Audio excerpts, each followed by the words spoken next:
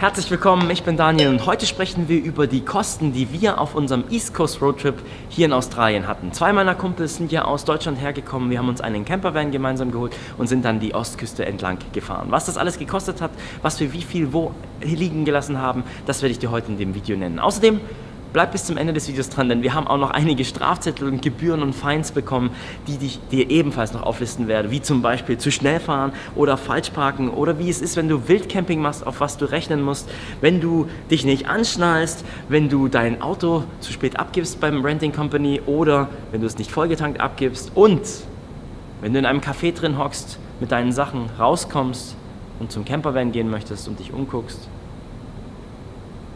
und der Campervan nicht mehr dasteht, weil er abgeschleppt wurde. Das alles erfährst du heute in dem Video. Ich wünsche dir viel Spaß beim heutigen Video.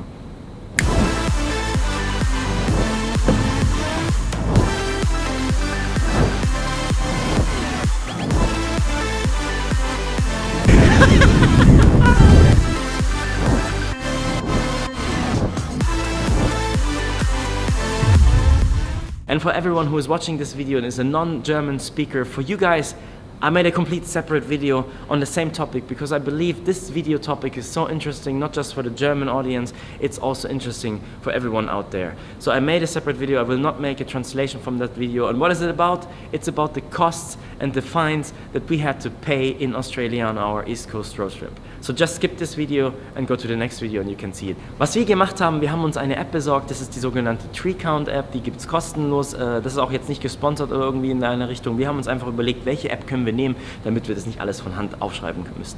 Und Tree Count ist deswegen cool, weil jeder von uns das auf dem Handy hatte und man kann bei Tree Count wirklich jeden einzelnen Posten eintragen und dann wird das automatisch in der App ausgerechnet, wer wie viel wem schuldet. Und dank Tree Count würde es dieses Video heute auch nicht geben, denn dank Tree Count konnte ich hingehen und auf Papier alles mir aufschreiben, was wir gemacht haben und das in verschiedene Kategorien setzen, damit ich dir heute sagen kann, was wir alles so ausgegeben haben. Es hängt ja davon ab, wann du das Video anschaust, deswegen werde ich in diesem Video die Kosten auf australische Dollar lassen und dann kannst du den Wechselkurs nehmen, den es da gerade gibt, um dir das in Euro umzurechnen. Unser Roadtrip war wirklich auch ein Urlaub. Das heißt, wenn du hierher kommst und Work and Travel machen möchtest, so wie ich das jetzt die Jahre zuvor immer gemacht habe, dann kannst du natürlich um einiges an Geld sparen, wenn du das ganz anders angehst, wenn du zum Beispiel nicht so viel Geld ausgibst für Lebensmittel und Alkohol. Das wirst du nämlich gleich noch sehen, wie viel das bei uns nämlich gekostet hat.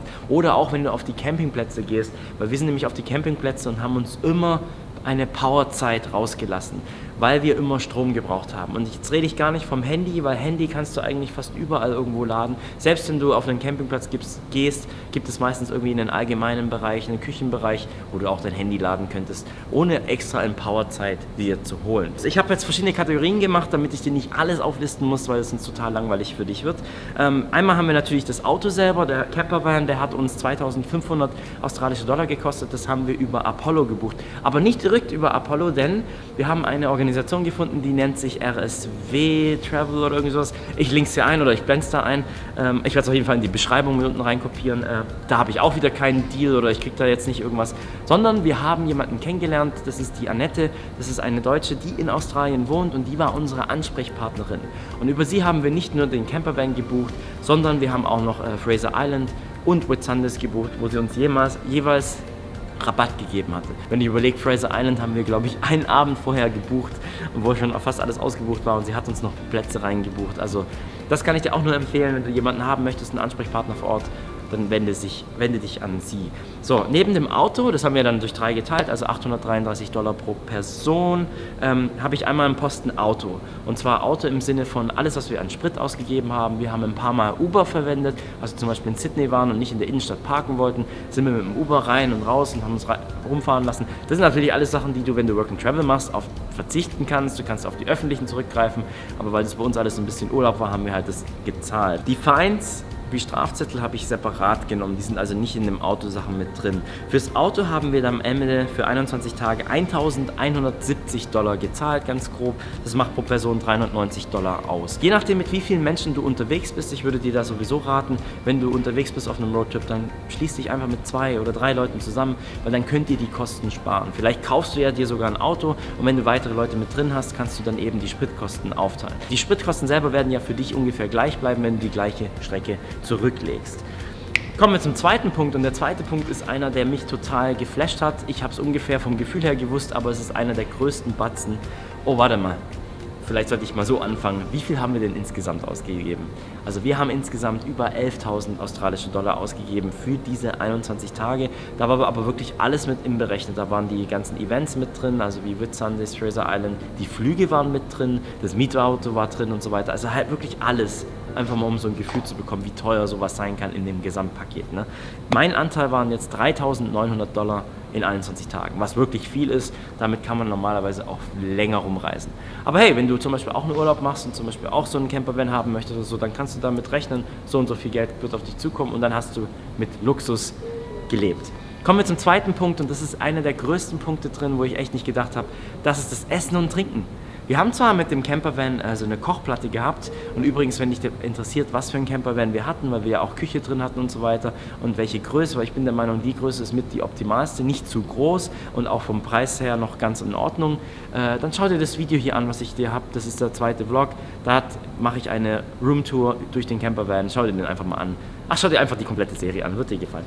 Okay, der zweite Punkt sind wie gesagt die Essenskosten und da haben wir fast 2.200 Dollar liegen lassen für diese 21 Tage. Wir haben ganz viel getrunken, du wirst feststellen, in Australien sind die Alkoholpreise enorm hoch. Also wenn du zum Beispiel weggehst, kannst du locker 10 bis 15 Dollar für ein Glas Bier zahlen, wenn du irgendwo hingehst. Wir haben uns dann noch eingedeckt mit Bier, einfach immer im Kühlschrank, dass wir was da vor Ort hatten. Wir sind aber auch trotz Kochen im Auto auch oft essen gegangen. Wir haben jetzt 520 Dollar insgesamt gezahlt für Camping und da ist jetzt wirklich immer Camping dabei gewesen mit Powerzeit. Ich glaube, wir hatten immer Powerzeit. Wir haben, was wir mal gemacht haben, 2-3 Mal haben wir Free Camping verwendet. Falls du das noch nicht kennst, hier an der Stelle auch gleich die Info. Es gibt 2 Apps, die du verwenden kannst. Einmal nennt sich die Wikicamps und die andere nennt sich Campermate. Mit beiden Apps kannst du dir auch kostenlose Campingplätze in Australien, auch für Neuseeland, Wikicamps ist sogar auch für Kanada weit verbreitet, kannst du dir anzeigen lassen und dann kannst du auch vom kostenlosen Parkplatz zu kostenlosen Parkplatz gehen. An der Stelle vielleicht die Info, wenn du mich noch nicht wirklich kennst. Also in Kanada habe ich fast 2 Jahre lang in meinem Campervan gelebt und bin nicht auf einen einzigen Campingplatz gefahren. Ich habe nicht einen einzigen Dollar für Camping ausgegeben. Okay? Wenn du da mehr Fragen hast, stell mir Fragen in die Kommentare. Ich weiß, du hast Fragen, aber stell sie mir in die Kommentare, das sprengt den Rahmen des Videos. Wir hatten jetzt in unserem Urlaub auch zweimal ein Hotel und ein Hostel genommen. Einmal ganz am Anfang, als meine 2 Kumpels nach Brisbane angekommen sind, weil wir einfach, die hatten diesen ewig langen Flug, sind dann trinken gegangen und da wollte ich nicht, dass wir gleich im Campervan irgendwie gleich schlafen müssen, nach einer Dusche suchen müssten. Hätte man machen können, war wahrscheinlich auch nicht so schlimm gewesen, aber es war einfach gechillter, direkt in Brisbane in ein Hostel zu gehen. Wenn dich interessiert welches, das war nämlich ein sehr gutes Hostel, schau dir Vlog Nummer 1 an. Da wird es erzählt. Auf jeden Fall, am Ende haben wir das gleiche nochmal gemacht. Als wir in Melbourne waren, sind wir einmal nochmal richtig feiern gegangen auf die Chapel Street. Das kann ich dir nur empfehlen, wenn du mal in Melbourne feiern gehen möchtest. Und dann sind wir dort auch gleich in ein Hotel sogar rein. Einfach, dass wir eine Nacht nochmal richtig schön ausschlafen konnten, duschen konnten. Das war dann auch die Nacht davor, bevor dann am nächsten Tag dann die zurückgeflogen sind nach Deutschland. Die nächsten 2 Punkte, die wir noch auf der Liste haben, sind einmal die Eintritte und da ist wirklich alles eingerechnet von Whitsundays Tour, Fraser Island oder auch zum Beispiel die Brücke oder das Opernhaus in Sydney oder der Eureka Tower in Melbourne. All solche Sachen sind in dem Punkt mit drin und dazu komme ich auch gleich nochmal mehr. Und der letzte Punkt sind dann wirklich die ganzen Strafzettel und Fines, die wir noch gezahlt haben. Zu den Sehenswürdigkeiten da vielleicht am allerinteressantesten und das mache ich jetzt pro Person, den Preis, ist Fraser Island, hat man 375 Dollar pro Person gezahlt. Whitsundays, da haben wir das Partyboot genommen, da haben wir 499, also 500 Dollar pro Person gezahlt und hatten dann am Ende, am letzten Tag auch noch für 50 Dollar uns das Jetski-Boot rausgesucht und auch noch das Banana-Boot, was wir mitgemacht haben, was ich nur empfehlen kann, wenn du sowas noch nie gemacht hast. Es hat richtig viel Spaß gemacht, tolle Action. An sich die Touren, wir haben sie immer über 2 oder 3 Tage gemacht, würde ich an der Stelle auch empfehlen, weil die Touren sind für mich am meisten in Erinnerung geblieben, weil du mit diesen Menschen in diesen 3 Tagen auf einem engsten Raum so zusammen bist und dadurch viel Zeit verbringen kannst. Wenn du nur die Eintagestouren machst, dann hast du nicht diesen Abend und den Morgen, wo du dich mit den ganzen Leuten so richtig anfreunden kannst. Und das hat mein ganzes Bild für diese 2 Touren verändert und deswegen waren die so schön. Und wenn du die Möglichkeit hast, würde ich dir auch empfehlen, mach beide Touren, denn beide Touren sind unterschiedlich. Ach, schau dir die Videos an, ich habe von beiden Videos. In Brisbane waren wir außerdem auch noch in dem Koala-Sanktuario und das hat uns 36 Dollar pro Person gekostet. War auch ganz interessant, da die Koalas mal zu sehen und eben noch viele andere Tierarten. In Sydney waren wir einmal auf der Brücke oben auf einem Turm, haben uns das angeguckt. Das hat $15 gekostet und dann waren wir noch in dem Opernhaus. Da würde ich dir empfehlen, dass du es rechtzeitig buchst, denn wir wollten das buchen und haben dann erst am nächsten Tag ein Ticket bekommen. Und das Opernhaus hat $40 pro Person gekostet. Der Eureka Tower, da haben wir alles mitgenommen, also quasi Eureka Tower oben und auch noch das Edge, was ist so ein Ding, was ausfährt. Das hat uns insgesamt $35 gekostet. Das Camping hat circa im Durchschnitt $45 bis $55 gekostet auf dem kompletten East Coast, je nachdem, wo man hingefahren ist. Wenn du keine Powerzeit nimmst, dann wird es ungefähr halbiert. Das heißt, dann kannst du für $20 bis $25 pro Nacht einen Campplatz bekommen. Und wie schon gerade auch erwähnt, du kannst aber auch für kostenlos, also du kannst auch kostenlose Campingplätze aufsuchen, um das dann so zu überdauern oder zu überbrücken. Wenn du dich fragst, wie du dann am besten duschst, eine Möglichkeit ist da zum Beispiel zu sagen, okay, du gehst jeden zweiten oder dritten Tag erst auf einen Campingplatz mit Dusche oder du gehst in den Pool rein oder in einen Gym und nutzt die Dusche dort. Ansonsten kannst du auch in jeder Ortschaft nach Community Center und Recreation Center suchen, da findest du ebenfalls Duschen. Ja, aber das sprengt jetzt den Rahmen von dem Video ebenfalls, wenn du da noch mehr wissen möchtest. Kommen wir zu den Gebühren, weil ich bin jetzt schon wieder viel zu viel am Quatschen. Kommen wir zu den Strafzetteln, die wir bekommen haben. Wir sind, als wir nach Melbourne gefahren sind, zu schnell auf der Autobahn gewesen und wurden von hinten vom Radar erfasst und das Polizei hat uns angehalten. Habe ich in einem der Videos sogar drin, zu schnell fahren, falls du es gesehen hast. Da haben wir $322 blechen dürfen. Und da musst du jetzt an der Stelle, möchte ich jetzt gleich so sagen, Australien ist verdammt teuer.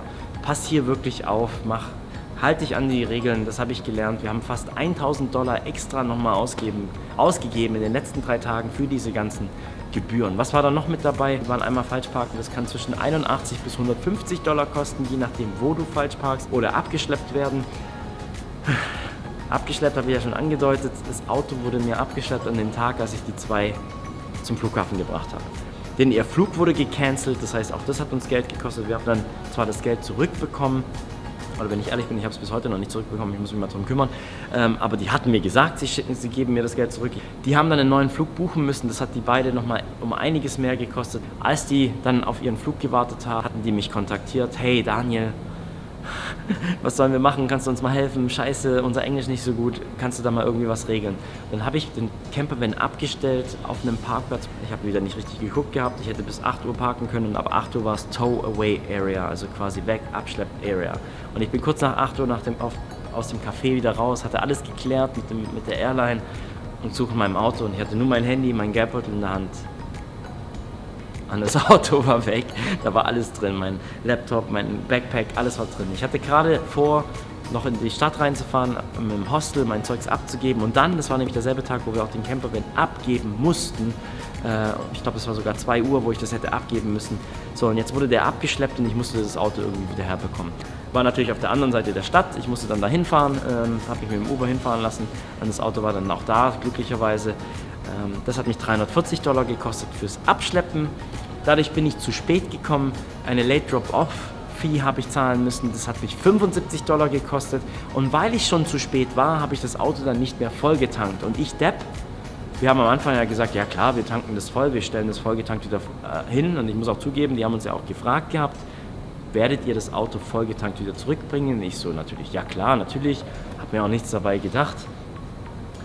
Gucke ich auf meinen Kontoauszug, $150, was sie mir abgezogen hatten. Und wir haben, durch die Aktion habe ich vielleicht ein Viertel des Tanks verfahren gehabt. Ein Viertel war noch, also 3/4 war noch drin. Es war jetzt nicht mehr so, dass der Tank leer war.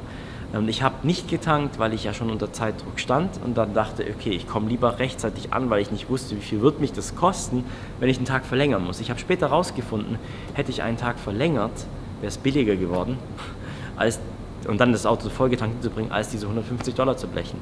Denn was sie gemacht haben, in dem Kleingedruckten steht drin, jeder Liter, den du nicht vollgetankt hast, berechnen die mit $5,20 oder irgend sowas, was enorm ist. Richtig teuer. Aktuell kostet der Sprit hier 1,40. Also $5 ist wirklich, ich weiß gar nicht, ich habe das Geld nicht zurückbekommen. Du kannst aus meinen Fehlern lernen. Wenn du hierher kommst, jetzt hast du einige dieser Gebühren aufgelistet bekommen, was alles auf dich zukommen kann, mach es besser. Und jetzt noch kleine Zeitinformationen, das ist uns zum Glück nicht passiert, aber 2 Sachen, wo ich die Preise kenne. Einmal, das ist mir passiert, weil mit einem Foodtruck bin ich hier unterwegs gewesen und wir waren nicht angeschnallt und die Polizei hat uns kontrolliert und fürs Anschnallen, Nicht-Anschnallen haben wir ebenfalls $320 blechen dürfen, als Strafe. Und das zweite ist, wenn du Wildcamping machst, kann das zwischen 240 bis $400 kosten, wenn du also quasi an einem Parkplatz stehst, wo extra ein Schild sogar dran steht, dass du nicht übernachten darfst und sie erwischen dich dort. Also passt bei den Sachen auf. Australien ist verdammt teuer, was solche Gebühren angeht. Das war's, genügend Zahlen. Ich hoffe, das Video war einigermaßen anguckbar, interessant für dich, vor allem für die Zahlen. Wenn dir das Video gefallen hat, dann lass mir doch einen Daumen oben da. Abonniere auch meinen Kanal und wir sehen uns im nächsten Video wieder. Ich bin Daniel, mach's gut und tschüssi. Bye, bye.